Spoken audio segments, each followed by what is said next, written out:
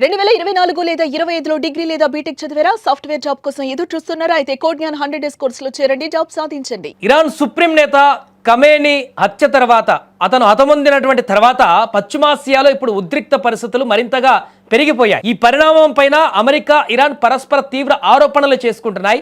తమ నాయకుడి మరణానికి ప్రతీకారం తీర్చుకుంటామని ఇరాన్ ఇప్పటికే శపథం చేయగా ఇరాన్ దుశ్చర్యల వల్లే ఈ పరిస్థితి తలెత్తిందని అమెరికా వాదిస్తుంది. అండ్ ట్రంప్ కూడా ఇప్పుడు ఇరాన్ గనక తగ్గకపోతే మరొకసారి తీవ్రమైనటువంటి దాడికి దిగేందుకు సిద్ధమవుతున్నట్టుగా ట్రంప్ ప్రకటించారు. అయితే తాజాగా శనివారం రోజు ఐక్యరాజ్య సమితి భద్రతా మండలి అత్యవసర సమావేశంలో అమెరికా రాయబారి మైక్ వాల్జ్ ఇరాన్ పైన తీవ్ర స్థాయిలో విరుచుకుపడ్డారు. అమెరికా అధ్యక్షుడు డొనాల్డ్ ట్రంప్ను హత్య చేసేందుకు ఇరాన్ గతంలోనే కుట్ర చేసిందని సంచలన ఆరోపణలు చేశారు ఆయన ఐక్యరాజ్య సమితి వేదికగా. ఆ రకంగానే గతంలో ఖమేనీ వ్యాఖ్యలు కూడా మనం చూడడం జరిగింది. గతంలో ట్రంప్ అంతం చూస్తామంటూ కూడా వాళ్ళు వ్యాఖ్యానించినటువంటి పరిస్థితిని కూడా చూసాం మనం. గత 47 ఏళ్లుగా ఇరాన్ ప్రపంచవ్యాప్తంగా రక్తపాతానికి కారణమవుతోందంటూ తన అనుచర వర్గాల ద్వారా మా స్థావరాలపైన దాడులు చేస్తుందంటూ అమెరికా వాదించింది ఐరసాలు. అందుకే అంతర్జాతీయ చట్టాలకు లోబడే ఇజ్రాయెల్తో కలిసి ఈ సైనిక చర్య చేపట్టామని కూడా ఆయన స్పష్టం చేశారు. ఖమేనీ మరణంతో ఇరాన్ ప్రజలు సంబరాలు చేసుకుంటున్నారని కూడా ఈ సందర్భంగా ఆయన వ్యాఖ్యానించారు. అక్కడ మరొక వైపు తమ సుప్రీం లీడర్ మరణాన్ని ఇరాన్ ప్రభుత్వం మాత్రం అధికారికంగా ధృవీకరించింది. తాజాగా ఇది అమెరికా చేసిన అతిపెద్ద నేరం అని, దీనికి తగిన మూల్యం చెల్లించుకోక తప్పదని హెచ్చరించింది. ఖమేనీ మృతికి సంతాప సూచికగా దేశవ్యాప్తంగా 40 రోజుల పాటు సంతాప దినాలు ప్రకటించింది. ఇరాన్తో శాంతి చర్చలకు చేసేందుకు చేసిన ప్రయత్నాలు విఫలం అవ్వడం వల్లే ఈ సైనిక చర్య అనివార్యమైందంటూ కూడా మైక్ వాల్జ్ సమర్థించుకున్నారు. ఈ నేపథ్యంలో ఐక్యరాజ్య సమితి సెక్రటరీ జనరల్ ఆంటోనియో గుటెరస్ స్పందిస్తూ ఇరు దేశాలు సంయమనం పాటించాలని, శాంతిని కాపాడాలని విజ్ఞప్తి చేశారు. సో ఐక్యరాజ్య సమితిలోనే అమెరికా రాయబారి ట్రంప్ను హత్య చేసేందుకు ఇరాన్ ప్లాన్ చేసిందని ఆరోపించడం ఇప్పుడు సంచలనంగా మారింది. అంతేకాకుండా ఇప్పుడు ఖమేనీ హతమైనటువంటి తర్వాత ఇరాన్ మరింత భీకరంగా దాడులు చేయడమే కాకుండా నేరుగా ట్రంప్నే టార్గెట్ చేస్తున్నట్టుగా తెలుస్తుంది. ట్రంప్కి ఇప్పటికే చాలా సందర్భాలలో ప్రయత్నాలు చేసినట్టుగా కనపడుతున్న నేపథ్యంలో హత్యకు సంబంధించి ఇప్పుడు కూడా ఇరాన్ ఒకవైపు ఇజ్రాయెల్ పైన దాడులు కొనసాగిస్తూనే పక్కా ప్లాన్ తోటి ట్రంప్కి స్కెచ్ వేస్తున్నట్టుగా కూడా సమాచారం తెలుస్తుంది.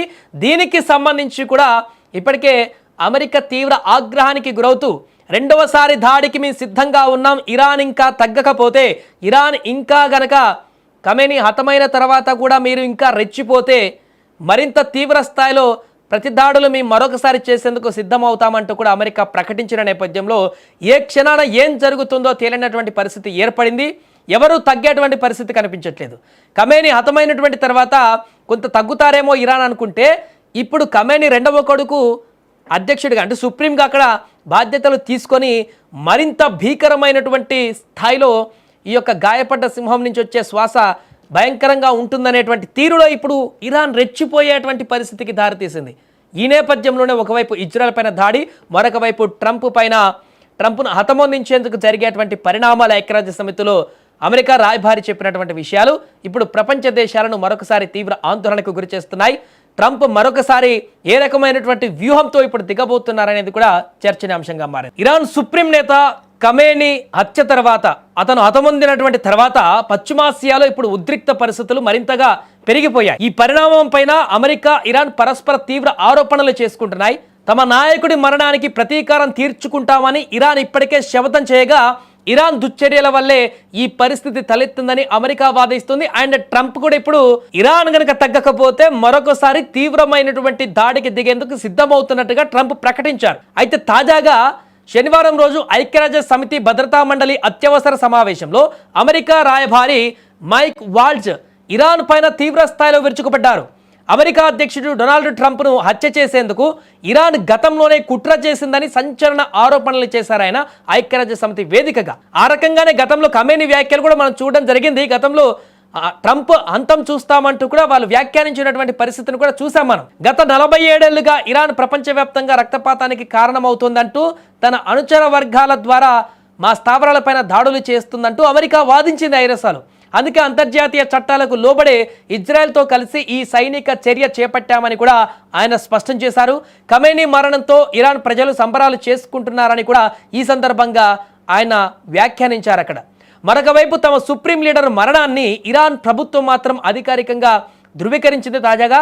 ఇది అమెరికా చేసిన అతిపెద్ద నేరం అని, దీనికి తగిన మూల్యం చెల్లించుకోక తప్పదని హెచ్చరించింది. ఖమేనీ మృతికి సంతాప సూచికగా దేశవ్యాప్తంగా 40 రోజుల పాటు సంతాప దినాలు ప్రకటించింది. ఇరాన్తో శాంతి చర్చలకు చేసేందుకు చేసిన ప్రయత్నాలు విఫలమవ్వడం వల్లే ఈ సైనిక చర్య అనివార్యమైందంటూ కూడా మైక్ వాట్స్ సమర్థించుకున్నారు. ఈ నేపథ్యంలో ఐక్యరాజ్యసమితి సెక్రటరీ జనరల్ ఆంటోనియో గుటెరస్ స్పందిస్తూ ఇరు దేశాలు సంయమనం పాటించాలని, శాంతిని కాపాడాలని విజ్ఞప్తి చేశారు. సో ఐక్యరాజ్య సమితిలోనే అమెరికా రాయబారి ట్రంప్ను హత్య చేసేందుకు ఇరాన్ ప్లాన్ చేసిందని ఆరోపించడం ఇప్పుడు సంచలనంగా మారింది. అంతేకాకుండా ఇప్పుడు ఖమేనీ హతమైనటువంటి తర్వాత ఇరాన్ మరింత భీకరంగా దాడులు చేయడమే కాకుండా నేరుగా ట్రంప్నే టార్గెట్ చేస్తున్నట్టుగా తెలుస్తుంది. ట్రంప్కి ఇప్పటికే చాలా సందర్భాలలో ప్రయత్నాలు చేసినట్టుగా కనపడుతున్న నేపథ్యంలో హత్యకు సంబంధించి ఇప్పుడు కూడా ఇరాన్ ఒకవైపు ఇజ్రాయెల్ పైన దాడులు కొనసాగిస్తూనే పక్కా ప్లాన్ తోటి ట్రంప్కి స్కెచ్ వేస్తున్నట్టుగా కూడా సమాచారం తెలుస్తుంది. దీనికి సంబంధించి కూడా ఇప్పటికే అమెరికా తీవ్ర ఆగ్రహానికి గురవుతూ రెండవసారి దాడికి మేము సిద్ధంగా ఉన్నాం, ఇరాన్ ఇంకా తగ్గకపోతే, ఇరాన్ ఇంకా గనక ఖమేనీ హతమైన తర్వాత కూడా మీరు ఇంకా రెచ్చిపోతే మరింత తీవ్ర స్థాయిలో ప్రతి దాడులు మేము మరొకసారి చేసేందుకు సిద్ధమవుతామంటూ కూడా అమెరికా ప్రకటించిన నేపథ్యంలో ఏ క్షణాన ఏం జరుగుతుందో తేలినటువంటి పరిస్థితి ఏర్పడింది. ఎవరూ తగ్గేటువంటి పరిస్థితి కనిపించట్లేదు. ఖమేనీ హతమైనటువంటి తర్వాత కొంత తగ్గుతారేమో ఇరాన్ అనుకుంటే ఇప్పుడు ఖమేనీ రెండవ కొడుకు అధ్యక్షుడిగా అంటే సుప్రీంగా అక్కడ బాధ్యతలు తీసుకొని మరింత భీకరమైనటువంటి స్థాయిలో ఈ యొక్క గాయపడ్డ సింహం నుంచి వచ్చే శ్వాస భయంకరంగా ఉంటుందనేటువంటి తీరులో ఇప్పుడు ఇరాన్ రెచ్చిపోయేటువంటి పరిస్థితికి దారితీసింది. ఈ నేపథ్యంలోనే ఒకవైపు ఇజ్రాయెల్ పైన దాడి, మరొక వైపు ట్రంప్ను హతమొందించేందుకు జరిగేటువంటి పరిణామాల ఐక్యరాజ్య సమితిలో అమెరికా రాయబారి చెప్పినటువంటి విషయాలు ఇప్పుడు ప్రపంచ దేశాలను మరొకసారి తీవ్ర ఆందోళనకు గురి చేస్తున్నాయి. ట్రంప్ మరొకసారి ఏ రకమైనటువంటి వ్యూహంతో ఇప్పుడు దిగబోతున్నారనేది కూడా చర్చనీయాంశంగా మారింది.